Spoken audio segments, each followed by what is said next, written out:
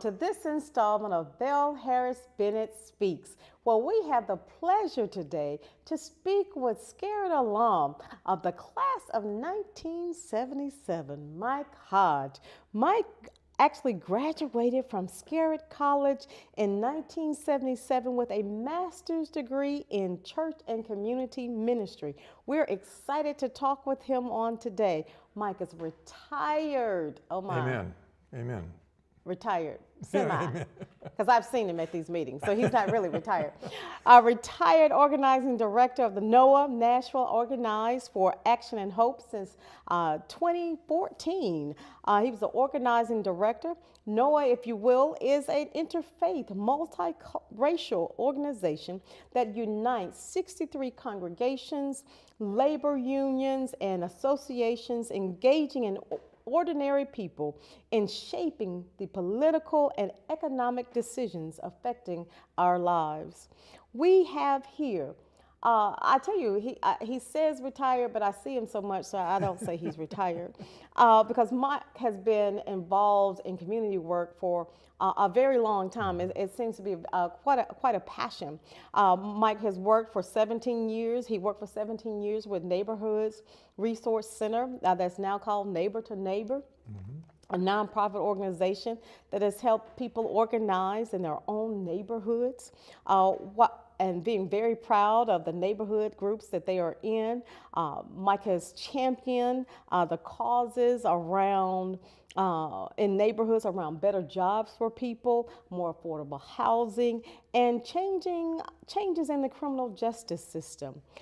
This work has also been a part of his work with NOAH, as NOAH draws together congregations and unions and other community organizations to build that power. He's been heavily involved with Edge Hill United Methodist Church since 1980 and worked with the Edge Hill leaders in reestablishing organized neighbors of Edge Hill in 1990 and forming the Edge Hill Neighborhood Partnership and the Edge Hill Coalition. I tell you, he's been busy. For over 30 years, Mike was married to another Scarritt alum, Sandy Bryan Hodge, a Christian educator, pastor, who transitioned in 2007. And now Mike is married to Carlene, who's also involved in the work, a retired special education teacher and active leader in the First Unitarian Universalist Church. And Mike has 3 sons, 9 grandkids, and Carlene has 2 daughters and 2 grandchildren. And all of that is keeping him busy, but yet he found time to be with us today. And so we are so grateful, Mike, that you are sitting down with us today. Thank you so much. Thank you for the invitation, too.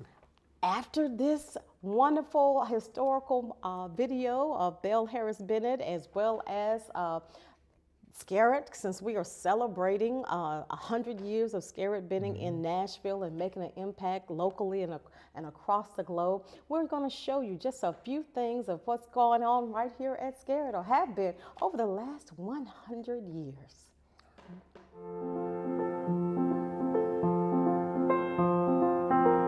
Today, we journey back in time to celebrate the remarkable history of the Scarritt Bennett Center and pay homage to the enduring legacy of Scarritt College, an institution whose story is woven into the very fabric of educational empowerment and cultural enrichment.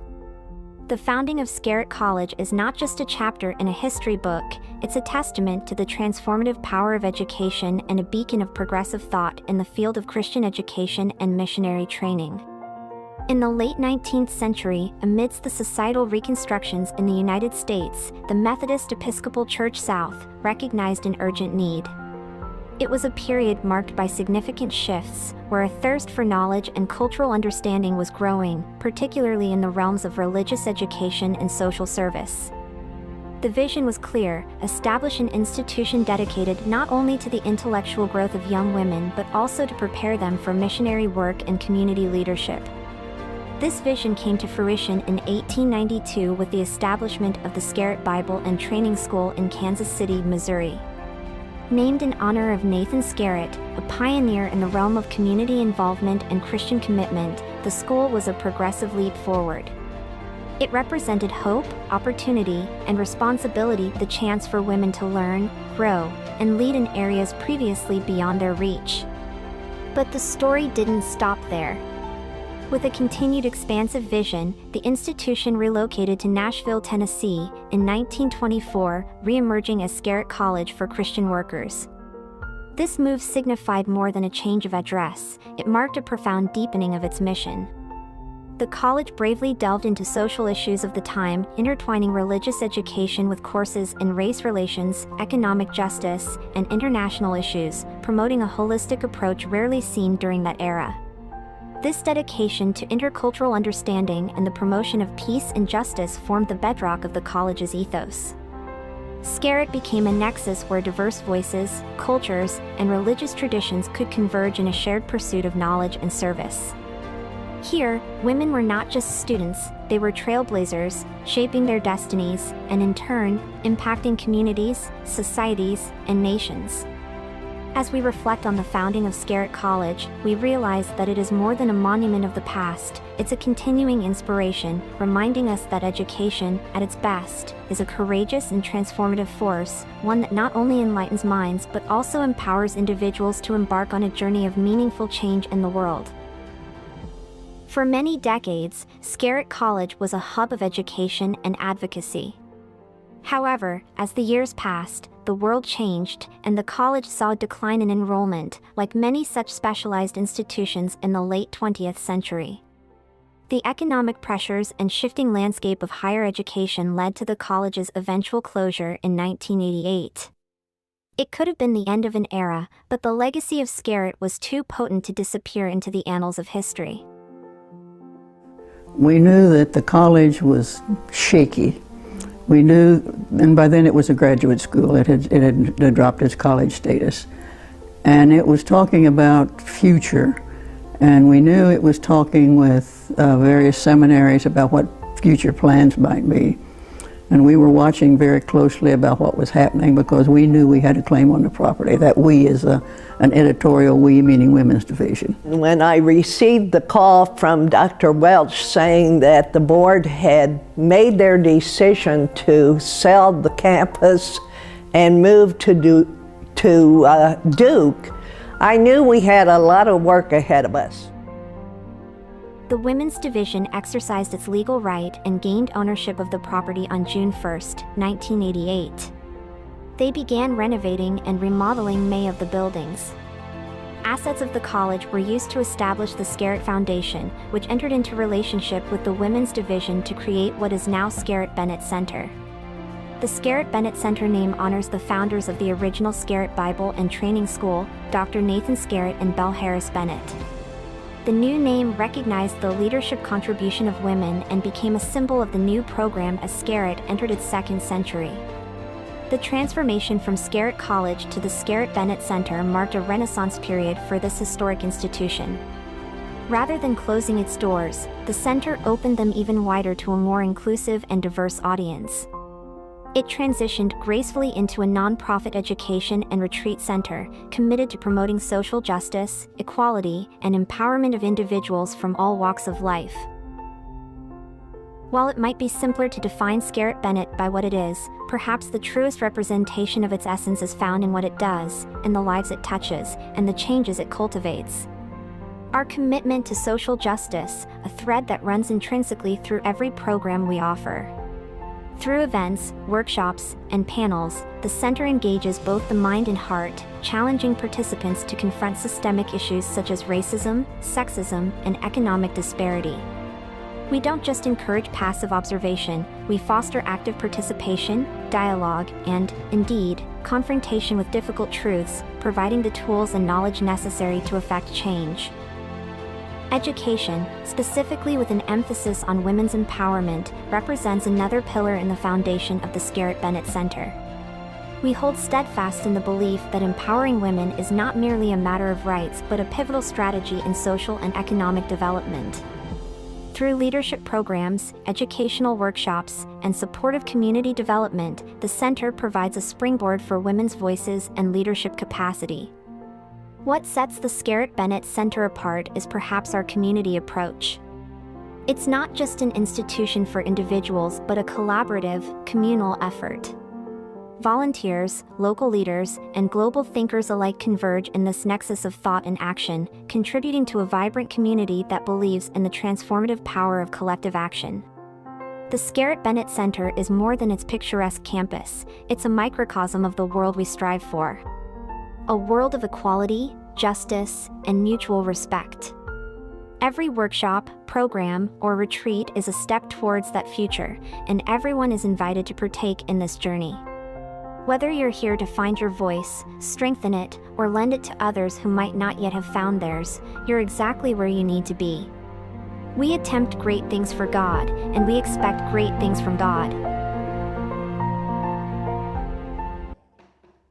Wow, it's hard to believe that Scarritt has been in Nashville since 1924, and you stepped foot on the property 1975 from Savannah, Georgia. Tell us, Mike, as we're sitting here talking with Mike Hodges, a Scarritt alum, graduate of from 1977. You stepped foot on the property in 1975. So, how did you get here? Always a good question. Yeah. Sure. I grew up in Savannah, Georgia, and I grew up attending a Baptist church. And when I was in high school, I started hanging out with a supposedly interdenominational youth group, but it was really mainly United Methodist. So because there was a girl I was interested in, I started going to a United Methodist church and ran into a youth director who said, who would listen to what I had learned in my Baptist church, and he'd say, "Why do you think that?" And I was stunned that you could ask questions, that you could ask questions about things like that. So that became my thing. I really asked lots and lots of questions. And you know, people often emulate others that they respect. I really respected this guy. So actually, while I was in college, I became a youth director of a small, aging white congregation in downtown Savannah.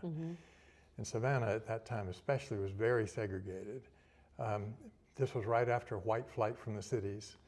And so you had this aging white congregation, and I tried to get some of the kids, the African-American kids in the neighborhood, involved in some of the activities we were doing.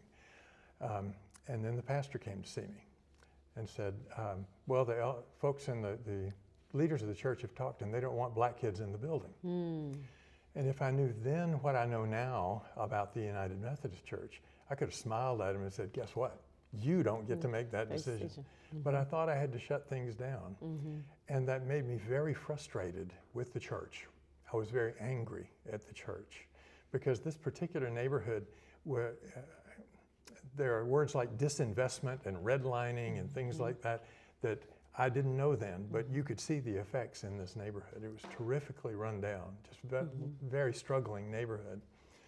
And I did see one pastor that was interested in the neighborhood and would just go sit and talk to people. And for some reason, that struck a real heartstring with me, and I thought, well, maybe I need to be a minister. So I signed up to go to Candler Theological Seminary, was accepted and everything, and then I wound up going to a workshop in Alabama where I met someone that told me about Scarritt College. You see, it is eventually we're getting back around to Scarritt. I met somebody that told me about Scarritt, and the church and community program sounded like what I really wanted. I didn't really want to pastor a church. I wanted to be able to be in communities and to understand what was going on there. So I wound up coming to Scarritt, marrying the person that told me about Scarritt, Sandy, and then we had 3 kids. So anyway, that's kind of how I got here. Sounds like, Mike, that you really have been an organizer from the beginning, that gifts and calling that really had just made room for you. You know, I know you were, you know, the organizing director of NOAA at the very beginning, but it sounds like that seed of organizing was planted well before even coming to Nashville, as you were gathering students to come to the church. So tell me, and I think this, because it's really interesting to me, the need for to organize. Do you feel that organizing is needed for people, particularly in the church, to be trained, to be organizers, to address some of the injustices that we're seeing now? Yes, I do. I think for a couple of reasons. One is the church needs to be involved in things like that depressed neighborhood that I couldn't get them involved in, you know. Or we need to be involved in our school situation. We need to be involved in everything that's going on in our community, because that's what we're called to do. You know, one of my favorite scriptures is Luke 4:18, where it's essentially Jesus announcing his own job description. I want to preach good news to the poor, recovery of sight to the blind, liberty to the captives, proclaim and to proclaim the acceptable day of the Lord. You know, that really is talking about power. It's talking about how to work together. So I definitely think organizing is needed for that, and we don't need to be scared. Sometimes people get scared of the word power. And if you look it up in the dictionary, it simply means the ability to act. And that's what I want for myself, for you, for everybody, to have the ability to act on their own issues, on the things that are important to them. The other thing I think about organizing is, I think sometimes us church folks, we think that's something out there that we do. But for me, organizing is really listening to one another and trying to figure out, what is God calling this person to do? What is God calling me to do? Another favorite scripture is Moses and the burning bush. And when I sit down to talk to somebody, what I really want to know is, what is your burning bush? What are the things that are within you that you need to do something about? The call, the draw, and oftentimes is what God is calling you to is what you are most, I don't want to use this word as a negative, but more what is of concern to you. I was about to say anxious. What you're anxious about, what you're concerned about, what is your burning desire your heart's desire? What is it that is causing you to be like, oh my God, you know, I can't believe, you know, we have the homelessness, quote unquote, unhoused problem. Well, then if that is sparring you, pricking you, then what is it that you are able to do about it? And oftentimes in the church, we feel that that is not church work. And so what would you say to those that say that organizing and addressing those issues that that are just prevalent, that Jesus said, if when you've done it to the least of these, you've done it to me. When you fed, clothed, and sheltered, when you've taken care of the concerns of the people. What do you think about that? The folks in the church that say that's not church work. You know, church work is coming to worship. You know, church work is not addressing those needs. You know, that's not church work. So what are your thoughts on that? Well, I don't want to be smug about it, but I think I'd say, would you read the Bible? Right. I mean, the Hebrew Bible, the Christian scriptures are both Right. very clear about that, that we're supposed to be involved with one another in solving some of those problems. A lot of times, though, churches do really good jobs at trying to feed people or trying to even build houses, but to do direct service. And that is so needed. But at the same time, how do we change the system? Because as Christians, we're called to do something about injustice. And if we don't do something about those larger structures, we're missing at least half of our call. Right. That is more than just meeting the need. We've got to go back to the source. There's the story the story of oh my goodness, of I can continue to meet that need, but I need to go down the stream to figure out what keeps them from jumping in the water. You know, why are they jumping in to begin with? So we've got to be about those types of causes. When you are reflecting, I guess, really on your time here at Scarritt, what do you feel that was the most impactful to even germinate in you to continue to be an organizer? I think it was a couple of things. One was the people that were here, the professors, the students.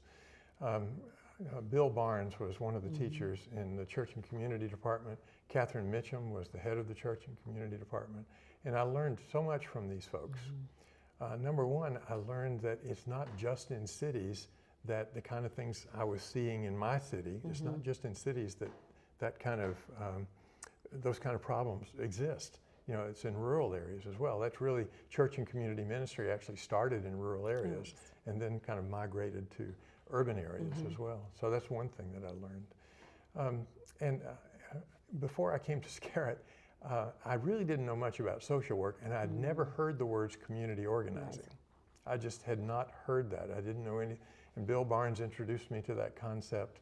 And he also introduced me to the idea that the church had a responsibility for its own community, that it was not the case where the church just existed in those four walls, but instead we have a responsibility for sort of the parish, the geographic area where we are. So I think those were a couple of really important things. I also learned, I think I learned how to learn. Okay. I think I learned how to learn. One of the things that had attracted me about Scarritt College was that a lot of the learning was kind of self-directed.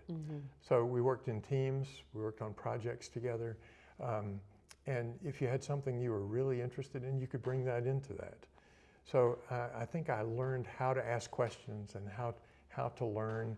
I also learned how to use lots of newsprint and magic markers. When I was here, that we used to joke about, we used newsprint and magic markers so much in meetings and in learning that we thought we should really make our own graduation gowns out of newsprint and magic marker. Oh wow, that's interesting. Do you recall one of your projects that you worked on while you were here? Well, one of the ones that was really the most meaningful, I suppose, is I did an internship. There was a small church over near the fairgrounds here, Humphrey Street United Methodist, where the district superintendent went to a charge conference there, and he saw more kids in the neighborhood playing around outside than there were people in the church. So being a very perceptive district superintendent, he said, well, the church is not relating to this neighborhood somehow. So he was looking for a Scarritt student or a Vanderbilt student to live in the area, maybe get a little help with rent, but to be kind of an intern there. And so Sandy, my later wife, but Sandy, before we married, applied for the job. I applied for the job, and the district superintendent said to Sandy, well, this is too dangerous an area for a woman. Now, you have to know Sandy to appreciate that. So she married me so that we could do Both be there together. Actually, Wow. I hope there was some more in there than that being the only reason. But that living in that particular neighborhood helped me so much to understand people that are having some of these difficulties, so many difficulties, just difficulties in getting involved in government programs. There was one lady that had a lot of kids that was on food stamps. She had to walk all the way across town to get recertified for food stamps. She was 15 minutes late to get there, and they said, well, you got to reschedule. Oh my. You know, I mean, there were all those kinds of things. But then also I learned that in some of these neighborhoods that people consider dangerous, like the district superintendent did, not really dangerous, and it's also there are folks that are looking out for you. There was this 86-year-old lady that lived across the street from us. We were in a little tiny apartment, and she used to look out for us. Now, it was a good thing and a bad thing, because she looked out for us, but she also kept telling me I drank too much tea. She could see into our front door and see me go into the refrigerator. So She knew all your business. you know, you knew all your business, yeah. But I found in that particular community, you know, the relationships. When my oldest son was born in 1982, there were members of that community there in the hospital applauding as I brought him through the double doors after his birth. You know, that meant so much to me. And we worked hard on things. We worked hard with the neighborhood. That was the first neighborhood organization that I'd ever worked with. And we turned an old beer tavern into a neighborhood center. We got Metro to invest about $1 million in that community. And this was in the 80s when $1 million was $1 million. We worked on crime problems. There were so many things we did together. A number of the people, one of the women that was a leader in that organization told me later, she said, you know, I'd never been to any of those Metro Council meetings or anything. I didn't know anything about them. But now I've not only been there, I stood up and told them what my neighborhood needs. To empower the community, to empower those that are in the community to most certainly address and take care of the needs that they the issues that they see. And it was that internship that kind of got me into it. That was just a part-time thing. It was temporary, but somehow through working with others, I was able to wangle that into a full-time job. I became the church and community worker there. And so that's that connection with Scarritt. And of course, Bill Barnes had also spent a lot of time talking to us about different federal housing programs and how sometimes they were helpful and sometimes they were incredibly destructive, and how you had to organize people to make sure that the programs worked right. So that was a good kickoff for what I needed to hear. So that Scarritt really gave you a great foundation, it sounds like, Yes. for and prepared you and trained for the work ahead. And so now in, I guess, the scheme of how we operate or do church and do college or do ministry and how we do community organizations, how do you see, what's the greatest need? Let me say, put it that way. What's the greatest need? For people to find their own burning bush. I'll go back to that because I could lay out to the needs I see in Nashville, for example, affordable housing, criminal justice issues, there, education, there are a number of things like that. But I think the greatest need we have is for people to be able to identify their own burning bush. And in organizing language, that's called self-interest. That does not mean selfish. It's so far from selfish. It's sort of like Jesus saying, love your neighbor as yourself. Because it needs to be something that is important to you, but important to your neighbor too, because that allows you to come together and to work on a joint project. So, but to find that burning bush, and see, a lot of times we don't bother with that. We have a job, we have a family, we have things that we're doing. We come home from work, watch a little TV, go to bed. Next morning, we kind of get up and do it again. And to be able to say, well, what is it that really concerns you? And I once led a workshop in this organizing world for a small group about this. And there was this one young man that said, oh, well, my self-interest is education. Education's the most important thing. And I said, okay, why? Oh, because it's the foundation of our society. No, why is it important to you? And he got all flustered and he said, oh, but I've read it in all the papers. And at that same time, my oldest son was in a school where his best friend had come to him and said, will you let me cheat off your paper? I've already failed first grade twice. I had a different interest. I had an interest in my heart about education. And the guy I was talking to had a head interest. And what I'm always looking for is that burning bush. I don't want to overuse the term, but it really is so important. What draws you? What's calling you? That is to find your own burning bush. I love that. I love that analysis because when you do look at how what draws you, what gets your attention, the burning bush gets your attention, then it draws you to act, to inquire about what is it, and it draws you to a more intimate relationship with that interest, so that you are either going to feed into the burning bush to do something about it. So I love that analogy of what you have said. It sounds, and I don't want to be presumptuous, but my other question was going to be, what brings you joy? Because I love asking that question of folks, because oftentimes in a world of, it seemingly, people seem hopeless, it seems, can get despondent, it seems like organizing, you're addressing all these ills of society. And it's hard sometimes to find the joy, because you can wake up in the morning, you can see on the television all of, oh, this is happening, this is happening, this is happening, so-and-so got shot, and so-and-so did this, and so-and-so did this. So in a world of really attacking and dealing with people and dealing with your own personal lives and family lives and church lives, what brings you joy? Well, I've got three things jump to mind. One that I'll get out of the way immediately is my grandchildren. Okay, I have 9 grandchildren. Carlene has 2, and I just love being with these grandchildren. Being a grandparent is wonderful. And so that's a kind of a given. The other 2, though, one of them is, I mentioned this burning bush thing, is trying to understand and hear somebody else's. You know, we call that a one-on-one. To have a one-on-one with somebody where you're really trying to understand who they are, what makes them tick, what are the experiences they've had, what is it they most want to do, what are they looking for. When you've had a good one-on-one, there's some joy about that. It's just energy that flows into you. And then the final thing is kind of related to organizing as well. When I see a group that hasn't been listened to stand up and say, no, here's what we need, whether it's at a Metro Council meeting or a community meeting or whatever it might be. But when I see people that have been marginalized, have been pushed to the edges, when I see them stand up and take power, that brings me joy too. Definitely. Seeing others, it's like when the light bulb goes off.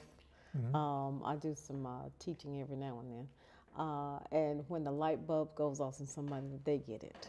And that, you know, and it becomes a burning desire on the inside of them, then that I can totally relate to that, and that is a joy, a reoccurring joy. It's like that you're able to do, as Scripture said, rejoice, because that your joy is being rejoiced because you continue to see that in people's lives.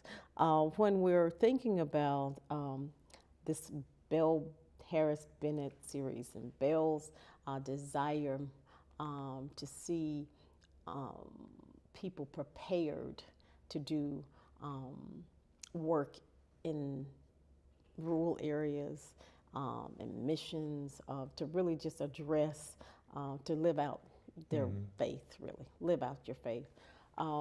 When we see that, what would you think that Belle's words of encouragement would be today? Well, I know a couple of things about Belle Harris Bennett. One is that she worked inside the structure of the church to create more equity. You know, that she worked really hard, did not give up, you know. And I also know that she worked outside of the church. She worked in the community. And so I think what she would probably tell us is get busy. You know, right? You know, you've had some successes, and we have, as a society, as a church, we've done some good things. We can feel good about those, but we can't rest on those.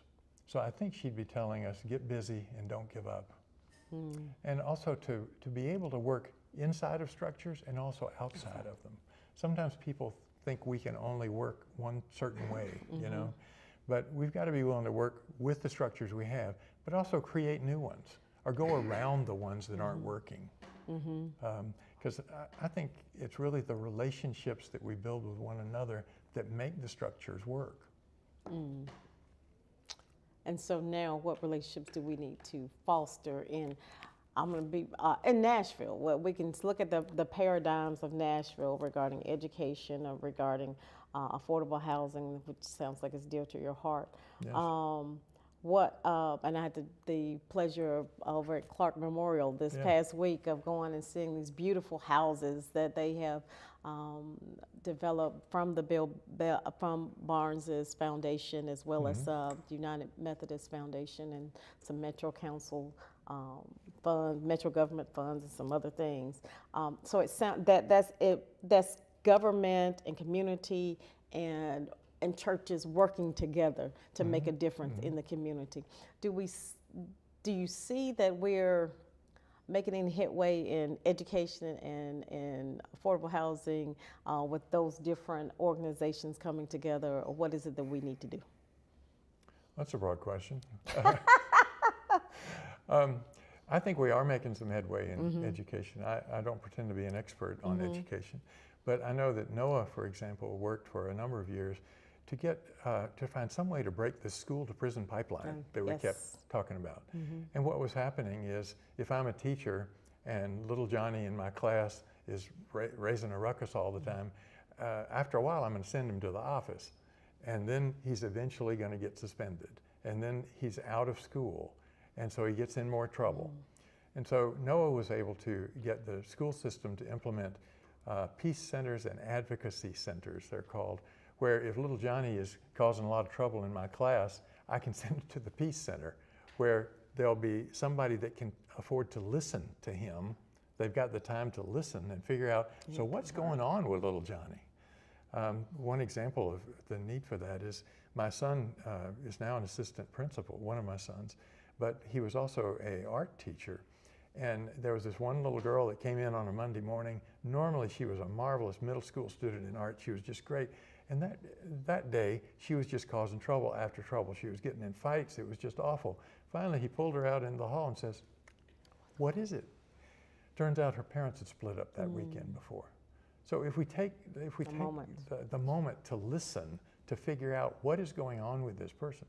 So that's a long story, but I think implementing those kinds of things in the school system, and I'm really glad it took several years to get that kind of thing implemented. I hope they'll be able to sustain it, because just because you've got something in there now doesn't mean it will be sustained. It has to have, you have to continue to build a constituency around it, make sure people know this is important.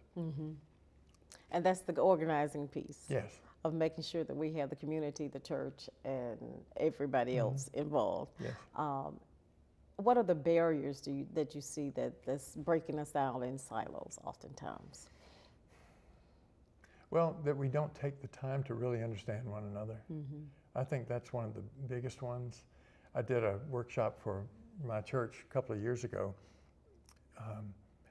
in how to have a one-on-one, how to really get deeper. You know, so if you think about it in church, what do we often know about our other church members? We know this little tiny slice of what they do when they're in church. Right. I know who sings bass, I know, you know, that kind of thing, but we really don't know that much about them. You know, why are they there in that church? What kind of work do they do? Why did they choose that? What's going on with their family?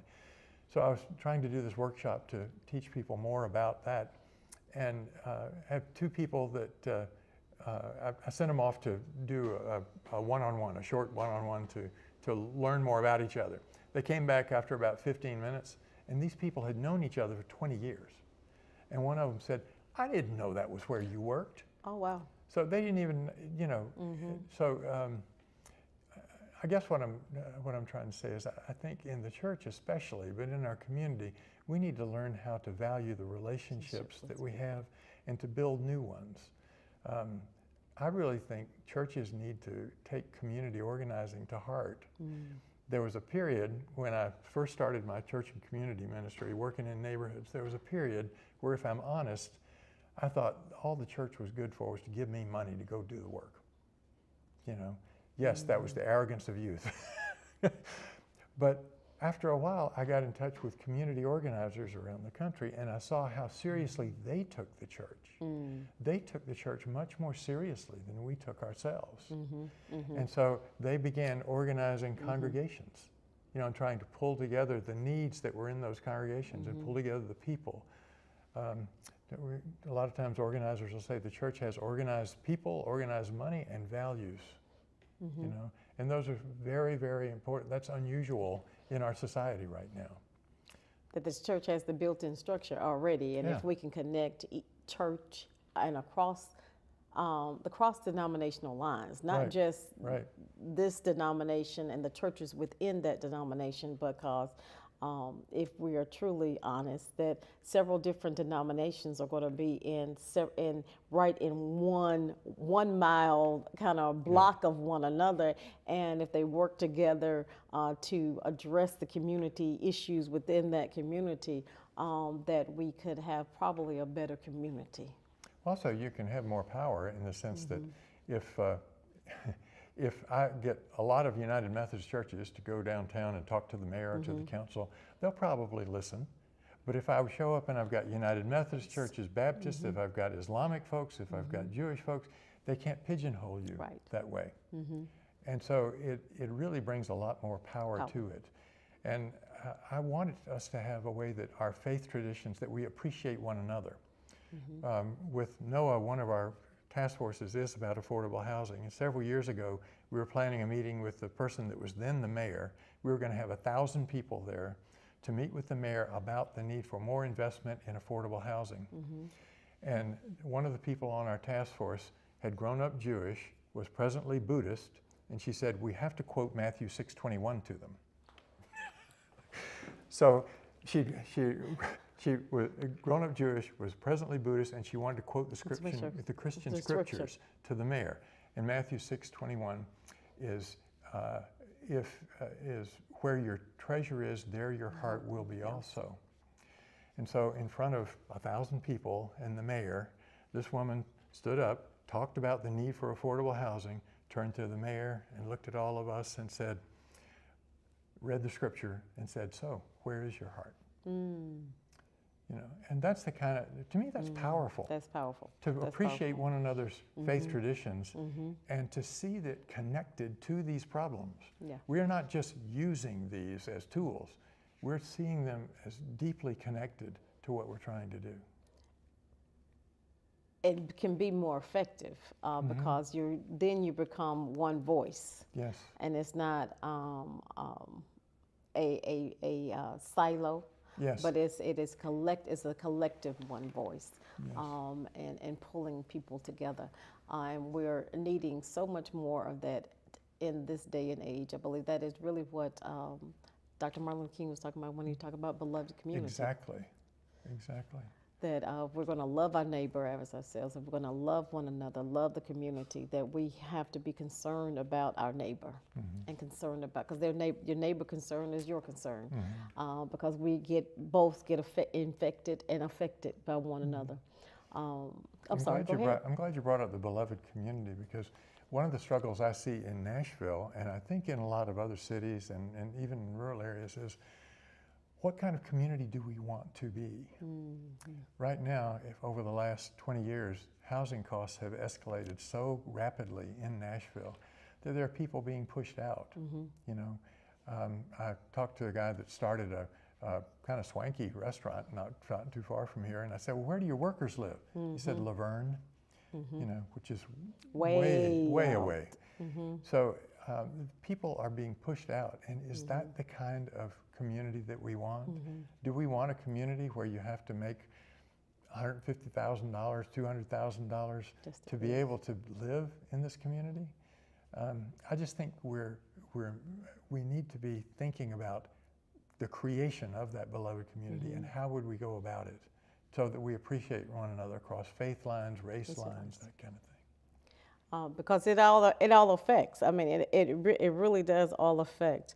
When we are looking at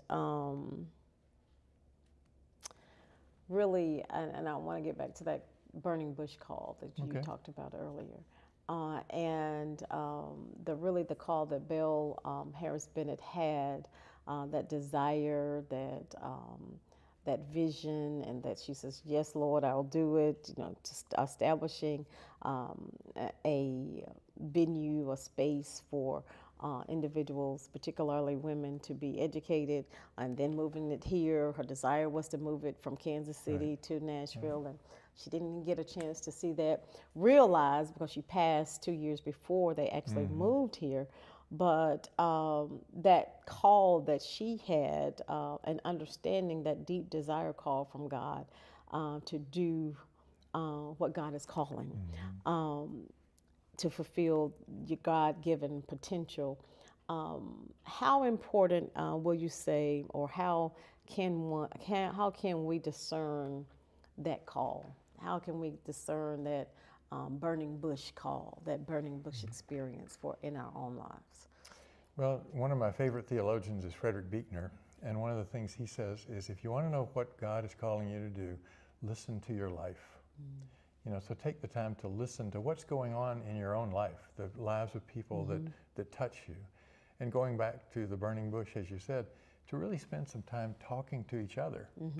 Because in having these kind of deeper conversations, it gives clarity to you about your own life. Right. You know, and hopefully some clarity to the other person.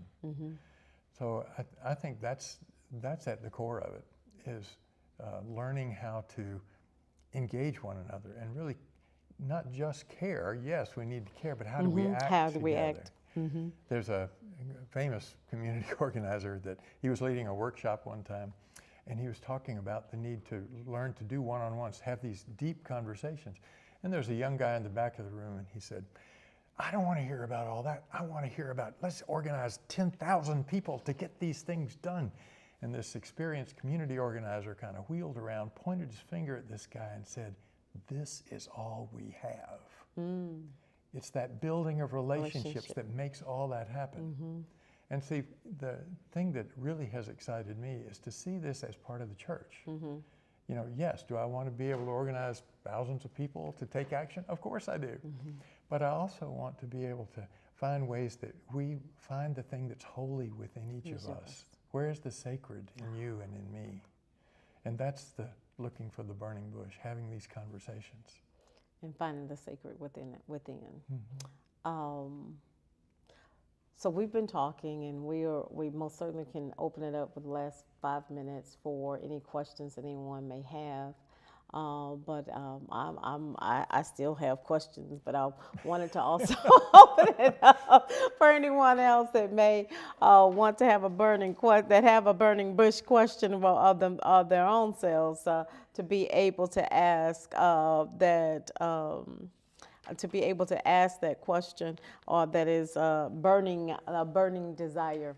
One of the pieces that you have been, Mike, involved in here at Scarritt, after, in your retirement moments, has been, we've been crafting, if you will, and really wanting to lead, and Jim Polk, another Scarritt alum, has been leading this effort around land acknowledgement, to really give and pay homage to our indigenous population, and how we are affected by the land, and how we are all connected to the land, which is also the piece that you're talking about. I was at some place last week, and they were talking about making sure that we get back to the land and the relationship that we have with one another that draws us to the land.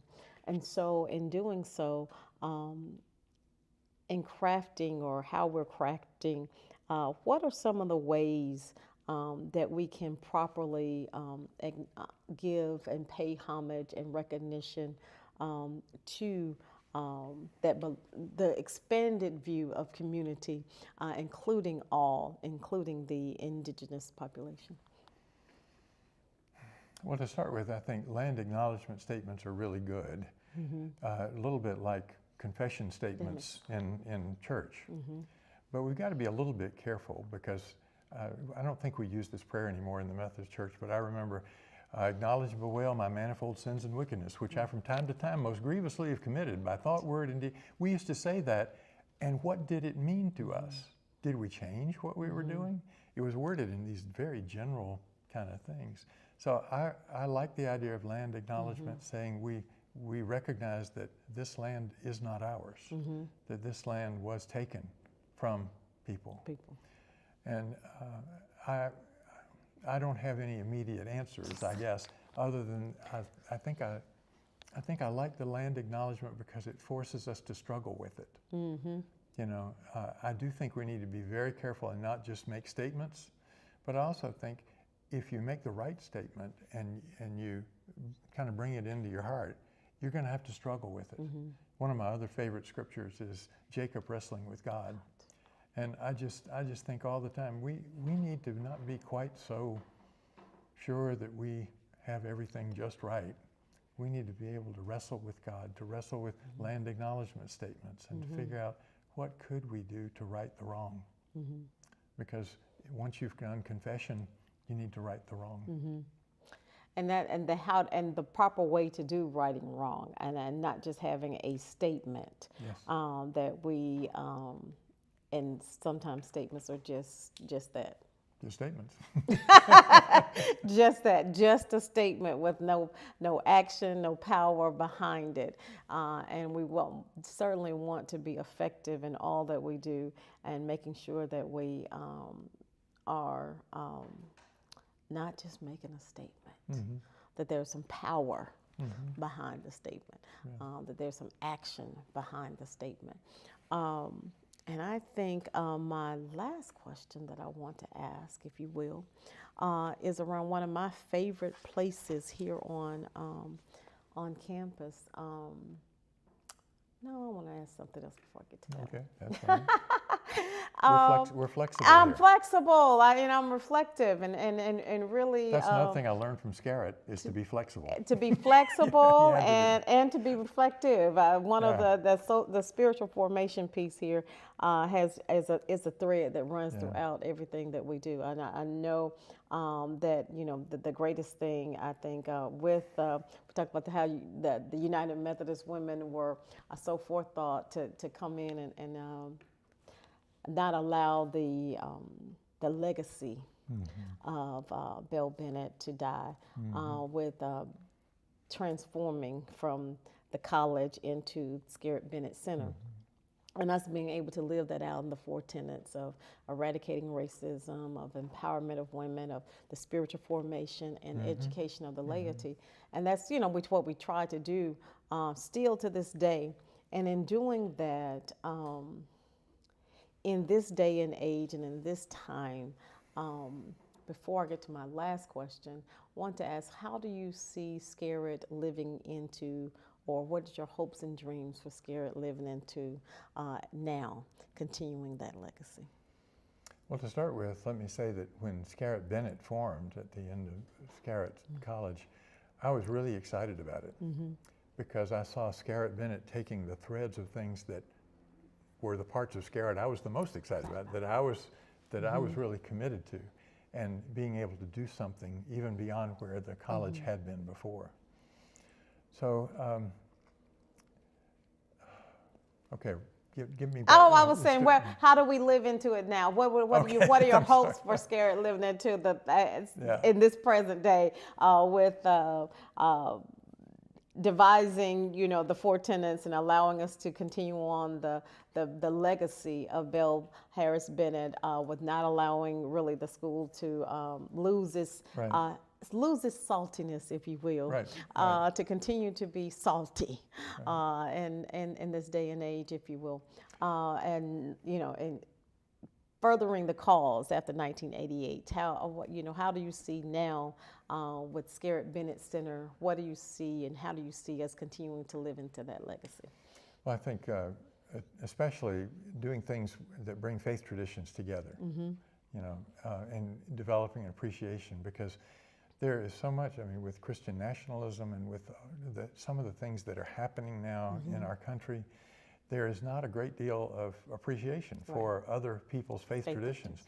We spend too much time telling others that they're wrong, So I hope we can find ways to encourage more listening to one another and finding those common threads and appreciating somebody else's faith tradition.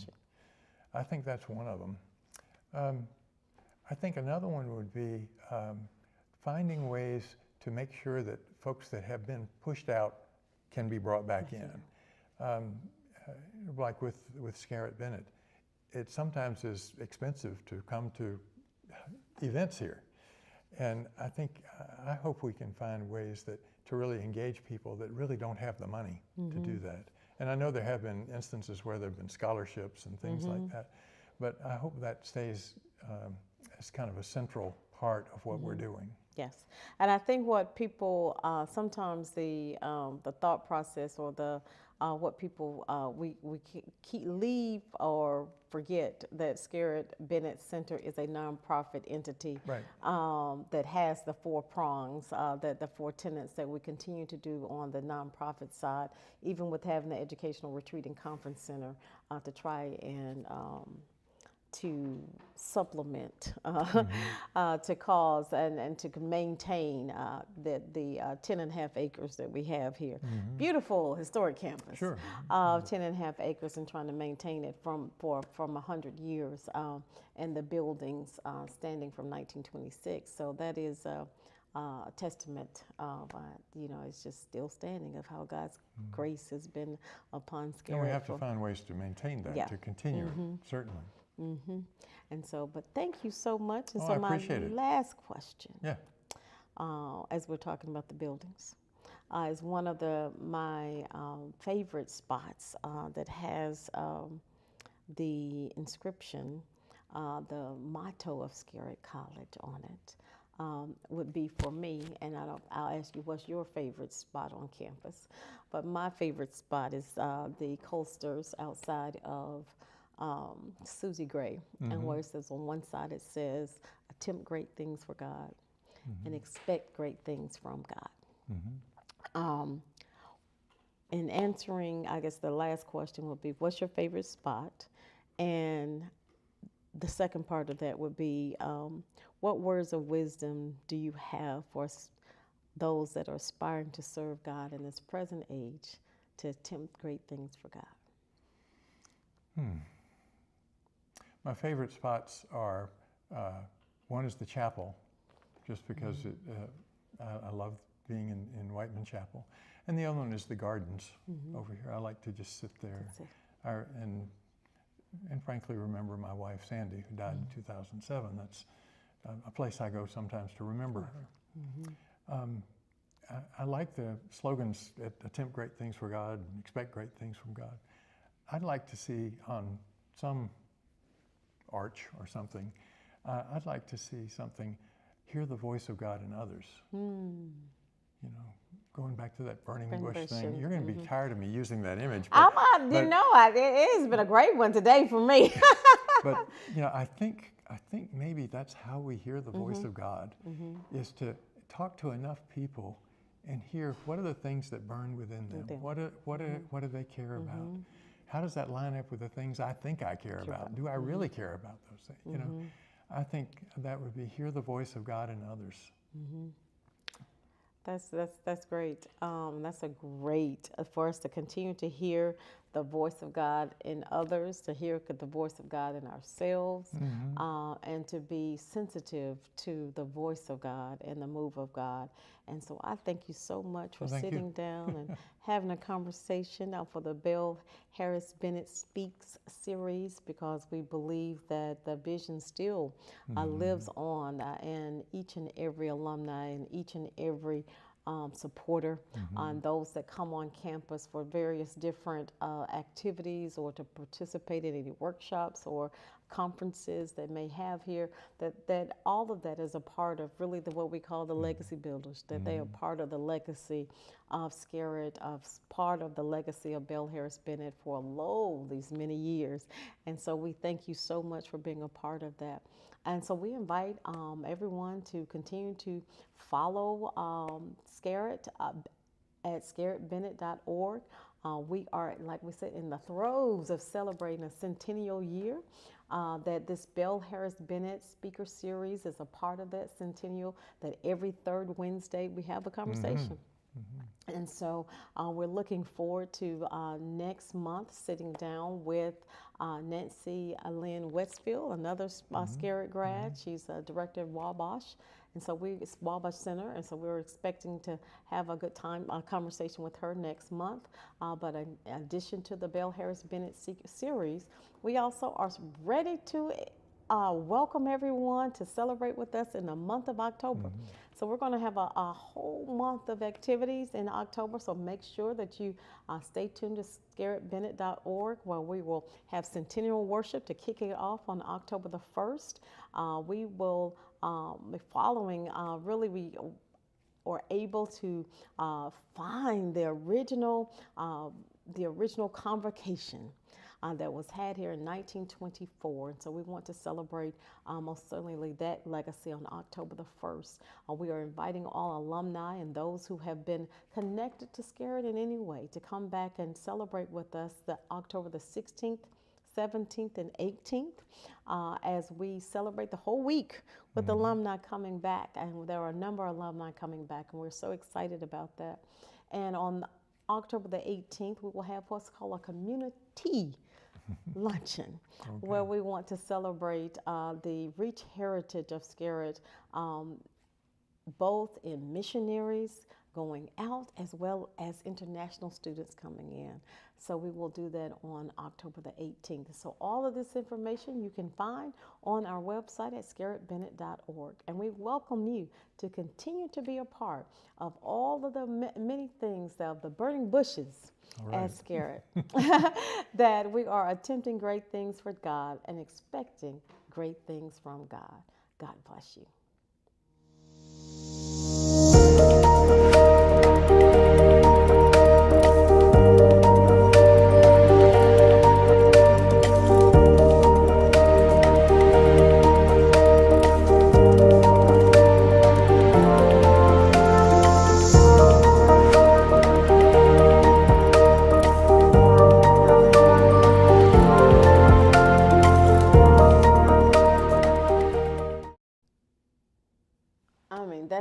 and I was